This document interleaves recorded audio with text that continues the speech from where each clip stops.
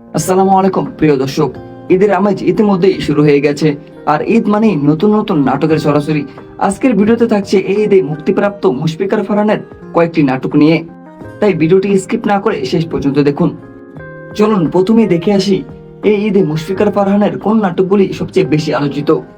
Number ওয়ানে রয়েছে মুশফিকার ফারহানের বাজি। এই নাটকটিতে মুশফিকার ফারহানের সাথে অভিনয় করেছেন কেয়া পায়েল। নাটকটি অ্যাকশন থ্রিলার ও রোমান্টিক গল্পে রচিত হয়েছে।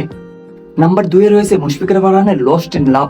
এই নাটকটিতে মুশফিকার ফারহানের সাথে দেখা যাবে নতুন মুখ আয়েশা খানকে। এই নাটকটি একটু রোমান্টিক ধাঁচে তৈরি করা হয়েছে। নাম্বার 3 এ রয়েছে মুশফিকার ফারহানের অভিনীত নাটক লাইজু। এই নাটকটিতে মুশফিকার ফারহানের পাশাপাশি চরিত্রে দেখা যাবে সাদিয়া আহমেদকে। নাটকটি একটু কমেডি রূপে তৈরি করা হয়েছে।